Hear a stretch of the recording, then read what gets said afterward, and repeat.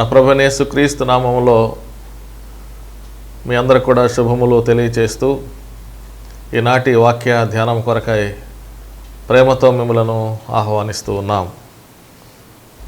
ఈనాటి వాక్య ధ్యానం కొరకై ఏర్పాటు చేయబడినటువంటి పాఠ్యభాగము మత్తయి సువార్త 16వ అధ్యాయము 13వ వచనం నుండి 20వ వచనం వరకు రాయబడినటువంటి దేవుని యొక్క వాక్యములో నుండి కొన్ని విషయాలు ధ్యానం చేయాలని నేను కోరుతూ ఉన్నాను.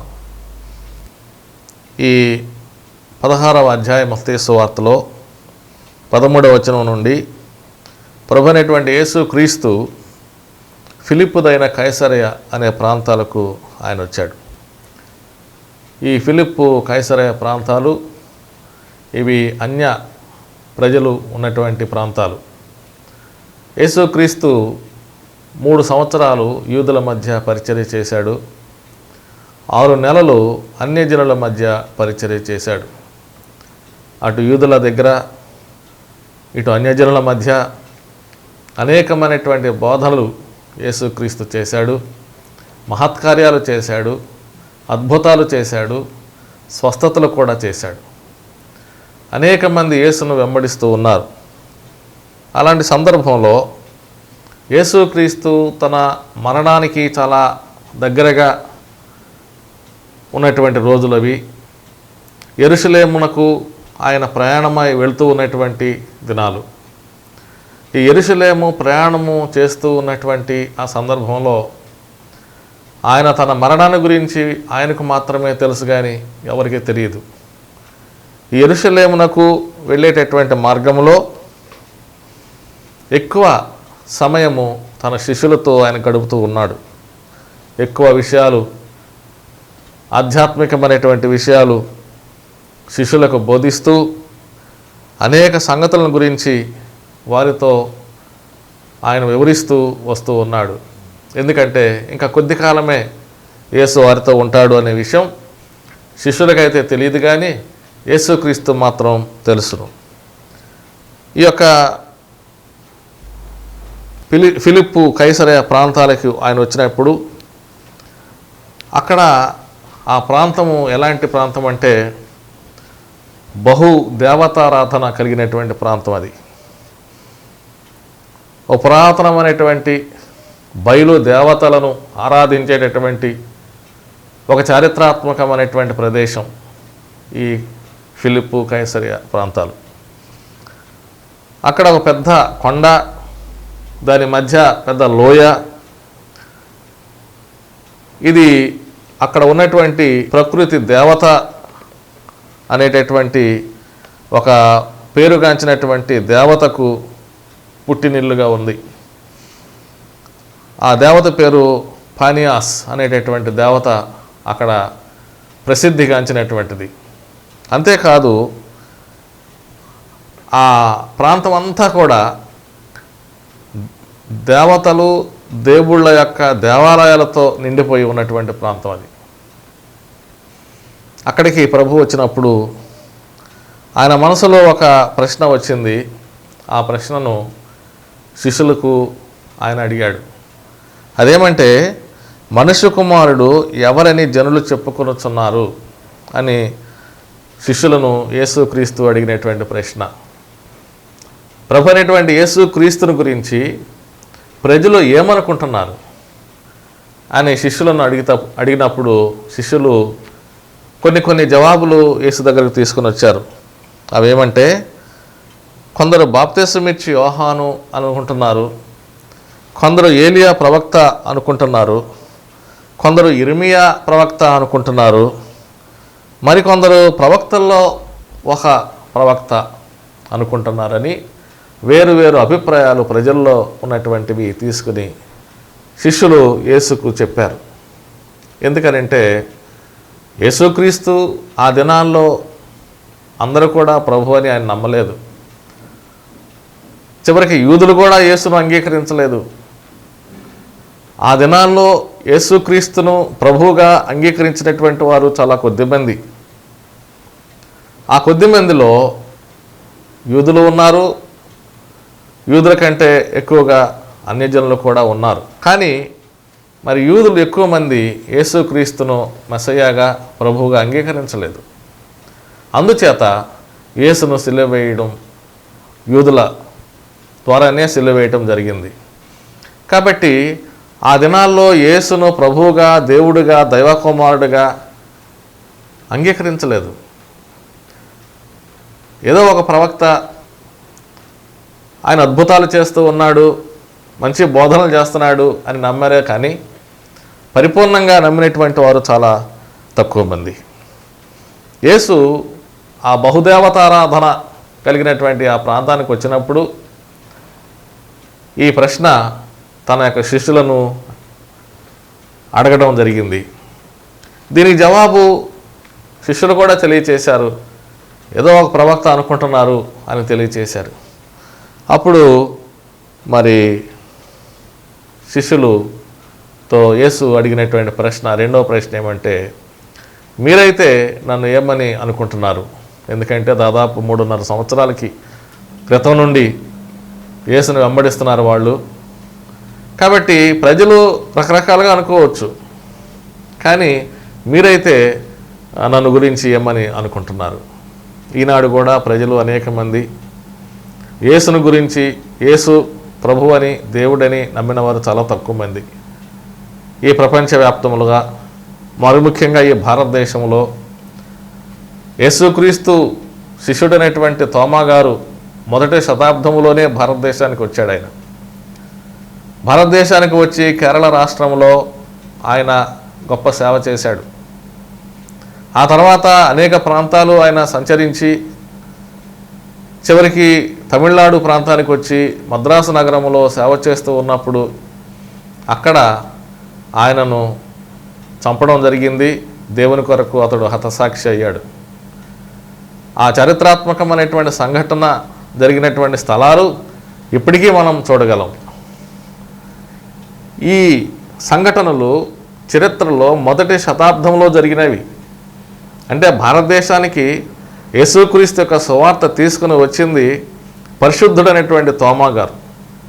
స్వయంగా యేసుక్రీస్తుకు శిష్యుడు, 12 మంది శిష్యుల్లో ఒకడు.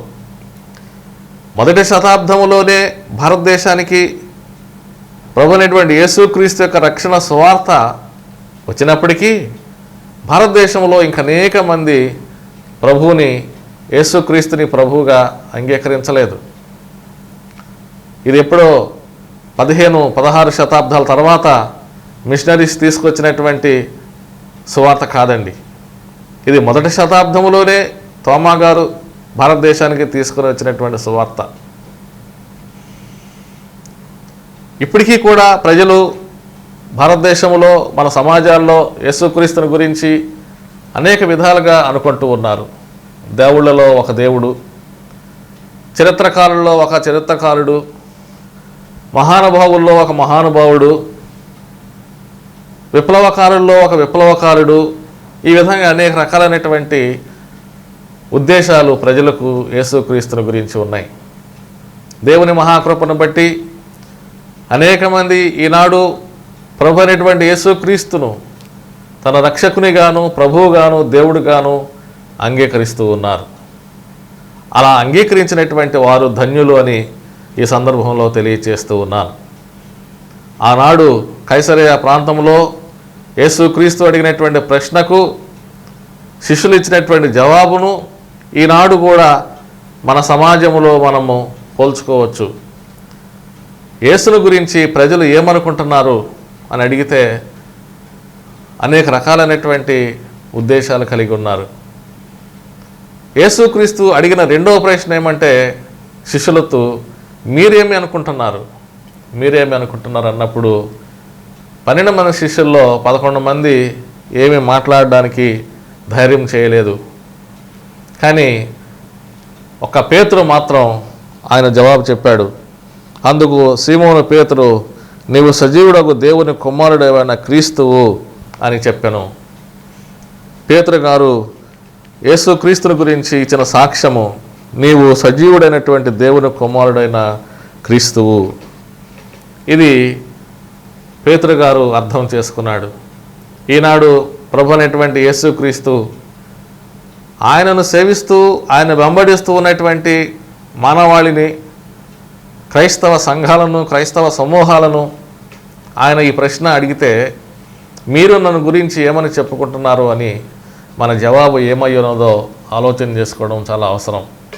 ఎందుకంటే అనేక మంది క్రీస్తుని వెంబడించేవారు కూడా, క్రైస్తవ సంఘాల్లో ఉన్నవారు కూడా క్రీస్తు యొక్క సారూప్యములో ఎదగలేకపోతున్నారు. క్రీస్తు యొక్క మనసును వారు కలిగి ఉండలేకపోతున్నారు. క్రీస్తు ప్రబోధించినటువంటి, క్రీస్తు ఆయన చేసినటువంటి ఆ బోధలు, ఆయన అనుసరించినటువంటి జీవిత విధానాన్ని అనేక మంది క్రైస్తవ సోదరులు అనుసరించలేకపోతున్నారు. ఇంకా లోకానుసారమైనటువంటి జీవితంలో ఉంటూ ఉన్నారు. పేరుకు మాత్రం క్రైస్తవుడే కానీ, పేరుకు మాత్రం క్రైస్తవురాలే కానీ జీవితమంతా సాతాను జీవితంలో ఉండిపోయేటటువంటి జీవితాలు అనేక మందివి ఉన్నవని ఈనాడు తెలియచేస్తూ ఉన్నారు. క్రైస్తవుడు, క్రైస్తవురాలు అని పేరు పెట్టుకున్నటువంటి మనము క్రీస్తు యొక్క సారూప్యములోనికి ఎదగాలి. క్రీస్తు ప్రబోధించినటువంటి ప్రబోధాలు మనము అనుసరించాలి. క్రీస్తు జీవించిన జీవిత విధానాన్ని కూడా మనం జీవించాలి. క్రీస్తును పోలి నడుచుకోవడం అనేది మనము అనుసరించాలి. అందుకే అపోస్తలుడైనటువంటి పౌలు గారు చెప్తూ ఉన్నాడు, నేను క్రీస్తును పోలి నడుచుకున్న ప్రకారము మీరును నన్ను పోలి నడుచుకునుడి అని తెలియచేస్తున్నాడు. ఆయన చాలా ధైర్యంగా, చాలా విశ్వాసంతో చెప్పాడు, నేను క్రీస్తును పోలి నడుచుకుంటున్న ప్రకారము మీరు కూడా నన్ను పోలి నడుచుకునుడి. ఈ రోజున యేసుక్రీస్తును ఆరాధిస్తూ ఉన్నటువంటి, అంగీకరించినటువంటి ప్రజలు, క్రైస్తవులైనటువంటి వారు, దేవుని బిడ్డలుగా ఈ లోకములో ఉంటూ ఉన్నటువంటి వారు క్రీస్తు యొక్క మనసును కలిగి ఉండాలి. క్రీస్తు మనసు ఏమిటంటే క్షమాపణ, దయ, జాలి, ప్రేమ, ఇవన్నీ కూడా క్రీస్తు మనసు. ఒకరిడలో ఒకరు సమాధానం కలిగి ఉండడం, క్షమాపణ జీవితాన్ని కలిగి ఉండడం, ప్రేమ కలిగి ఉండడం, కనికరం కలిగి ఉండడం, ఇవన్నీ కూడా క్రీస్తు జీవితంలో మనం చూస్తూ ఉన్నాం. ఈనాడు క్రైస్తవులు అని పేరు పెట్టుకొని కూడా క్రీస్తు యొక్క మనసు కలిగి ఉండలేకపోవడం అనేది చాలా విచారకరమైనటువంటి విషయం అని తెలియచేస్తూ, ఈ ఉపవాస దినాల్లో, ఈ మండల దినాల్లో మనము క్రీస్తు యొక్క మనసును కలిగి ఉండడానికి మనం ప్రయత్నం చేయాలి అనే విషయాన్ని కూడా మీకు తెలియచేస్తూ ఉన్నాను. పేతురు గారు ఒప్పుకున్నాడు, ఆయన నీవు సజీవుడవు దేవుని కుమారుడైన క్రీస్తువు అన్నప్పుడు ప్రభువు పేతురు గారిని మెచ్చుకున్నాడు. నా తండ్రి ఈ సంగతి నీకు బయలుపరిస్తేనే కానీ నరులు నీకు బయలుపరచలేదు, కాబట్టి నీవు పేతురువు, బండ మీద నా సంఘమును కట్టుదును అని తెలియచేశాడు. పేతురు అనగా అర్థం ఏంటంటే బండ, రాయి. పెట్రాస్ అనేటటువంటి గ్రీకు పదానికి అర్థం రాయి. అప్పుడు యేసుక్రీస్తు పేతురును అభినందించి రాయి లేక బండ అనేటటువంటి ఈ సంఘం మీద ఆ రాయి మీద నా సంఘాన్ని కడతాను అని ఆయన తెలియచేశాడు. సెయింట్ అగస్టిన్ అనేటటువంటి భక్తుడు ఈ రాక్ లేక బండ, రాయిని గురించి ఆయన వర్ణన చేస్తూ యేసుక్రీస్తే ఆ రాయి అని తెలియచేశాడు. ఈ రాయి మీద నిర్మాణము చేయబడినటువంటి విశ్వాసము పేతురు యొక్క విశ్వాసం. పేతురు యొక్క విశ్వాసము యేసుక్రీస్తు అనేటటువంటి బండ మీద ఆయన మొట్టమొదటగా ఆయన విశ్వాసంలో ఒప్పుకున్నాడు. కాబట్టి ఆ విశ్వాసం మూలముగా మనము ఈ సంఘములో సభ్యులంగా ఉన్నాము అని తెలియచేస్తూ ఉన్నాడు. ఎఫెసీ పత్రిక 2వ అధ్యాయం 20వ వచనములో యేసే మూల రాయి అని తెలియచేయబడి ఉన్నది. రాయి అనేటటువంటిది యేసుకు ఇవ్వబడినటువంటి ఒక నామము. కాబట్టి యేసుక్రీస్తు అనేటటువంటి బండ మీద విశ్వాసము అనేటటువంటి ఒక గొప్ప అనుభవంతో ఈ సంఘాన్ని దేవుడు కడుతూ ఉన్నాడు. The rock is the truth అని చెప్పబడింది. అంటే ఇది సత్యము. దైవాత్మ చేత సత్యమును తెలుసుకోగలిగినటువంటి పేతురు గారు, దేవుని ఆత్మచేత మాత్రమే కానీ దేవుని ఆత్మ లేకుండా ప్రభు అనేటువంటి యేసుక్రీస్తునందు మనం విశ్వాసం ఉంచలేము. ఈ విశ్వాసము సంఘం యొక్క పునాది అని చెప్పబడింది. కాబట్టి పేతురు సంఘానికి మూలరాయి అనడం కంటే ప్రభు అయినటువంటి యేసుక్రీస్తు అనేటటువంటి మూలరాయి మీద పేతురు యొక్క విశ్వాస జీవితం, పేతురు యొక్క ఆత్మీయ జీవితం ద్వారా ఈ సంఘము కట్టబడింది అని చెప్పవచ్చు. కాబట్టి మరి ఈ పేతురు సంఘమునకు మొదటి రాయిగా ఉన్నాడు, అంటే మొదటి విశ్వాసిగా ఉన్నాడు. పటిష్టమైనటువంటి విశ్వాసం. అందుకే మరి పేతురు గారు మరి మొట్టమొదటి శిష్యుడిగా ఆయన పిలువబడ్డాడు. మొట్టమొదటి శిష్యుడిగా యేసుక్రీస్తుకు పిలువబడ్డాడు. తర్వాత ఈ క్రైస్తవ సంఘములో మొదటి సభ్యుడిగా ఆయన పిలువబడ్డాడు. అంతేకాదు ఆయన క్రైస్తవ సంఘానికి మొదటి నాయకుడిగా లేక మొదటి పెద్దగా ఆయన పిలువబడ్డాడు. ఆయన మొదటి అధ్యక్షుడిగా ఏర్పాటు చేయబడ్డాడు. రోమ్లో ఆయన మొదటి బిషప్గా ఆయన నిర్మాణం చేయబడ్డాడు.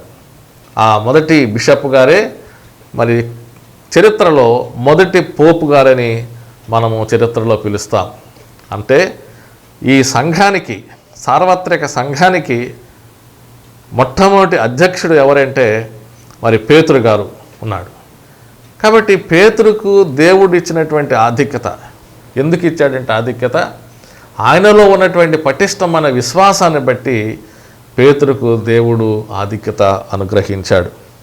మత్తయి సువార్త 14వ అధ్యాయము 25 నుండి 33 వచనాల్లో యేసుక్రీస్తు 4వ జామున, అంటే తెల్లవారుజామున శిష్యులు సముద్రం మీద పడవలో ఉండగా, నావలో ఉండగా యేసుక్రీస్తు ఆ రాత్రి వేళ వారి దగ్గరకు నీళ్ల మీద నడుచుకుంటూ వస్తూ ఉన్నాడు. ఒకానొక నాడు నీళ్ల మీద నడుచుకుంటూ వస్తూ ఉన్నటువంటి యేసును వీళ్ళు గుర్తుపట్టలేదు. రాత్రిపూట తెల్లవారుజామున ఇంకా చీకటిగానే ఉన్నప్పుడు ఆయన వస్తూ ఉన్నటువంటి సందర్భంలో నీళ్ల మీద ఎవరు వస్తారు అని శిష్యులు భయపడి భూతము దయ్యము అని కేకలు వేశారు. అప్పుడు యేసుక్రీస్తు దగ్గరికి వచ్చి భూతం కాదు, దయ్యం కాదు, నేనే మీ ప్రభువుని అని చెప్పాడు. చెప్పినప్పుడు శిష్యులు చాలా సంతోషించారు. ఇక్కడ మనం అర్థం చేసుకోవాల్సింది ఏంటంటే నీళ్ల మీద, సముద్రపు నీళ్ల మీద నడవగలిగినటువంటి శక్తి సర్వ సృష్టికర్తకు ఉన్నది అనే విషయాన్ని అర్థం చేసుకోవాలి. నీళ్ల మీద ఎవరో నడవలేం, ఆ నీళ్ళలో మునిగిపోతాం. కానీ యేసుక్రీస్తు ఆ శక్తి ఉన్నది ఆయనకి. నీళ్ల మీద ఆయన నడుచుకుంటూ వచ్చాడు. చాలా సంతోషించారు శిష్యులు. అప్పుడు పేతురు ముందుకొచ్చి అన్నాడు, ప్రభువా నీవే నీళ్ల మీద నడిచినావు కదా, నీ శిష్యులం అనేటువంటి నేను స్వయంగా నీళ్ల మీద నడవడానికి అవకాశం ఇవ్వు ప్రభువా అని యేసుని అడిగినప్పుడు చాలా సంతోషంతో యేసు ఒప్పుకొని నీళ్ల మీద నడిచిరమ్మని ఆజ్ఞాపించాడు. యేసు నీళ్ల మీద నడిచాను, పేతురు కూడా నీళ్ల మీద నడిచాడు. యేసు వంక చూస్తూ యేసు మీద విశ్వాసం ఉంచి యేసు వైపే తన దృష్టి అంతా కూడా కేంద్రీకరింప చేసి ఆ నీళ్ల మీద నడుస్తూ ఉండి చాలా సంతోషించాడు. అంటే సర్వ సృష్టికర్త అయినటువంటి ప్రభువు నీళ్ల మీద నడిచాడు. మానవుల్లో పేతురు మాత్రమే నీళ్ల మీద నడవగలిగాడు సముద్రం మీద. ఎలా నడవగలిగాడంటే కేవలము క్రీస్తునందు ఉన్నటువంటి విశ్వాసము చేత. తన యొక్క మనసంతా కూడా క్రీస్తు మీద కేంద్రీకరింప చేయడం ద్వారా మరి ఆయన నీళ్ల మీద నడవగలిగాడు. క్రీస్తును వెంబడించేటటువంటి జీవితంలో ఒక భక్తుడు ఏమన్నాడంటే ఈ క్రైస్తవ జీవిత విశ్వాస జీవితం అనేది పేతురు నీళ్ల మీద నడిచినటువంటి నడక వంటిది. మనము క్రీస్తు వైపే చూస్తూ ఈ విశ్వాస యాత్రలో మనం కొనసాగాలి. ఆయన వైపు చూస్తే మరి చుట్టూ ఏమున్నది కూడా మనకు అర్థం కాదు. కాసేపటి తర్వాత పేతురు గారు ఏం చేశారంటే ఆయన దృష్టిని యేసు వైపు నుండి ప్రక్కకు మళ్ళించాడు. మళ్ళించగానే ఆ నీళ్ళలో మునిగిపోసాగాడు. వెంటనే కేక వేశాడు, ప్రభువా నన్ను రక్షించు అని. యేసు వైపు చూస్తూ నీళ్ల మీద నడిచినప్పుడు కూడా ఆ శబ్దాలు ఉన్నాయి, అలలు ఉన్నాయి, నీరు ఉంది, భయంకరమైనటువంటి వాతావరణం ఉంది. కానీ వాటిని ఈ పేతురు గారు చూడలేదు, వినలేదు. ఎప్పుడైతే యేసు నుండి దృష్టి ప్రక్కకు మళ్లించాడో వెంటనే నీళ్ళలో మునిగిపోసాగాడు. అనేక సార్లు మన జీవితాల్లో కూడా యేసును మన కేంద్రంగా పెట్టుకొని, మన దృష్టిలో పెట్టుకొని యేసును మాత్రమే మనము ఆరాధిస్తూ యేసుతో మన జీవిత విధానాన్ని, సహవాసాన్ని కొనసాగిస్తూ ఉన్నప్పుడు ఎన్ని శ్రమలు వచ్చినా, మన ప్రక్కన ఎన్ని కష్టాలున్నా, మన ప్రక్కన ఎన్ని భయంకరమైనటువంటి వాతావరణ పరిస్థితులున్నా అవి మనం పట్టించుకోము. అవి మనలను ఏ విధమైనటువంటి ఉపద్రవాలకు లోను కావు. కానీ ఎప్పుడైతే మన దృష్టి క్రీస్తు నుండి ప్రక్కకు మళ్ళద్దో, లోకములోనికి మళ్ళద్దో, లోకము వైపు మనం చూస్తామో అప్పుడు లోకములో మనం మునిగిపోతాం. లోకము అనే సముద్రములో మనం మునిగిపోతాం. కాబట్టి ప్రభునందు ప్రేమని వారలారా, ప్రభు వైపు చూస్తూ మన జీవితాలు ఈ లోకములో విశ్వాస జీవితముగా, పవిత్రమైనటువంటి జీవితముగా కొనసాగడానికి మనము ప్రయత్నం చేయాలి అనే విషయాన్ని నేను మీకు తెలియచేస్తూ ఉన్నాను. పెంతెకొస్తు రోజున, మహాపండుగ రోజున పరిశుద్ధాత్మ శక్తి కృమ్మరించబడిన తర్వాత పేతురు గారు నిలవబడి ప్రసంగం చేస్తే 3,000 మంది రక్షించబడ్డారు. మరలా వాక్యం చెబితే 5,000 మంది రక్షించబడ్డారు. దేవుని యొక్క శక్తి వారి మీదకి ఎంతగానో కృమ్మరించబడింది. కాబట్టి ఈనాడు మన జీవితాల మీద ఉండవలసింది ఏమంటే పరిశుద్ధాత్మ శక్తి. పరిశుద్ధాత్మ శక్తి రావాలి అంటే మనం ప్రార్థన చేయాలి. మనం ప్రార్థన చేయాలంటే విశ్వాసంతో నింపబడాలి. విశ్వాసంతో నింపబడాలంటే దేవుని యొక్క సన్నిధి మన జీవితంలో ఉండాలి. వాక్యము ద్వారా, ప్రార్థన ద్వారా, విశ్వాసముతో, పరిశుద్ధాత్మ శక్తితో మాత్రమే మనం క్రీస్తుకు అనుకూలముగా, క్రీస్తుకు సాక్షులముగా జీవించగలము అనే విషయాన్ని నేను మీకు తెలియచేస్తూ ఉన్నాను. ఆంధ్ర క్రైస్తవ కీర్తనలో ఉన్నటువంటి ఒక కీర్తన మీకు పాడి వినిపించాలని నేను కోరుతూ ఉన్నాను. కల్వరిలోని శ్రేష్ఠుడా, కరుణా భరిత సింహమా, నన్ను భ్రమించు ప్రభువా, సిలువలోని మిత్రుడా, స్తుతికి పాత్రుండగు దేవా, దోతలతో వేంచేయువాడా, సుదతి మరియా పుత్రుడా, సిలువలోని మిత్రుడా, పాపులకై వచ్చినవాడా, ప్రేమ కలిగిన రక్షకుడా, పాదములపై బడితిమి, సిలువలోని మిత్రుడా, దీవెనలు నిచ్చువాడా, వసుధాకే తెంచినవాడా, నీవే శంకరలాప్తుడవు, సిలువలోని మిత్రుడా, నీళ్లను రసముగా మార్చితివి, నీళ్ల మీద నడచితివి, మేళన సంగో మాదాత, సిలువలోని మిత్రుడా, హల్లెలూయకు అర్హుడా, ఎల్లరు కొనియాడువాడా, బలముతో వచ్చు మహారాజా, సిలువలోని మిత్రుడా, కల్వరిలోని శ్రేష్ఠుడా, కరుణా భరిత సింహమా, నన్ను భ్రమించు ప్రభువా, సిలువలోని మిత్రుడా. ప్రభునందు ప్రేమైనటువంటి వారలారా, ఈ ఉపవాస దినాల్లో మండల కాలంలో మనమందరం కూడా ప్రభువులో ఎక్కువగా విశ్వాసాన్ని కలిగి, ప్రార్థనా జీవితాన్ని కలిగి, ఒకరిలో ఒకరు ప్రేమానుబంధాలు పెంచుకుంటూ, ఒకరిని ఒకరు క్షమించుకుంటూ, క్రీస్తు చూపినటువంటి ఆ ప్రేమను మనందరి జీవితాల్లో కలిగి ఉండడానికి మనం సంసిద్ధపడాలి. ఇది కేవలం ఈ 40 దినాలు ఆచారంగా మాత్రం కాదు, కానీ ఆత్మశుద్ధితో, హృదయశుద్ధితో ఈ 40 దినాల యొక్క ఉపవాస దినాలుగా మనం పెట్టుకొని వాక్యాన్ని ఎక్కువగా చదువుకుంటూ, ప్రార్థనలో ఎక్కువగా గడుపుతూ మనం ఉన్నప్పుడు క్రీస్తు యొక్క శిష్యులముగా, క్రీస్తు బిడ్డలంగా మనం ఈ లోకంలో ఎదగలం.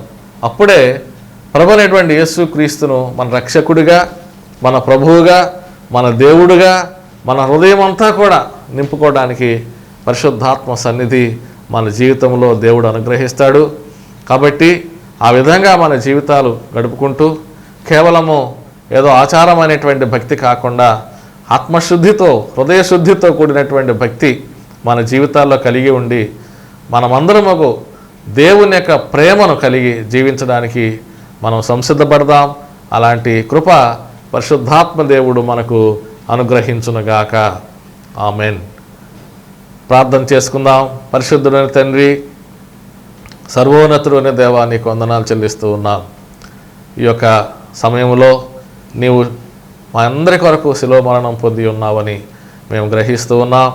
నీవు మా రక్షకుడు అని, మా ప్రభుడు అని మేము ఒప్పుకొని నిన్ను ఆరాధిస్తూ ఉన్నాం. అందరికంటే ముందు ప్రథమ శిష్యుడు అనేటువంటి పేతురు నీవు రక్షకుడు అని, దేవుడు అని, దైవ కుమారుడు అని ఒప్పుకున్నాడు. కాబట్టి ఆ విశ్వాసం మీద సంఘం కట్టబడిందని మేము తెలుసుకుంటూ ఉన్నాం. మా జీవితాల్లో మా విశ్వాస జీవితాన్ని కూడా పెంపొందింపచేసి నీకు మేము ఎల్లప్పుడూ కూడా విధేయులమై ఉండుటకు నీ కృపా సాన్నిధ్యాన్ని ప్రసాదించమని, ఈ వాక్యం వింటున్నటువంటి ప్రతి ఒక్కరికి నీ దేవుని దయచేయమని, వారిని వారి కుటుంబాలను ఆస్వాదించమని మా ప్రభువును రక్షకుడు యేసుక్రీస్తు ద్వారా వేడుకొనుచున్నాం తండ్రి. ఆమెన్. మన ప్రభు యేసుక్రీస్తు కృప, తండ్రిని దేవుని ప్రేమ, పరిశుద్ధాత్మ నిత్య సహవాసము, సమాధానము, సకల దీవెనలు మనందరికీ తోడనుగాక. ఆమెన్.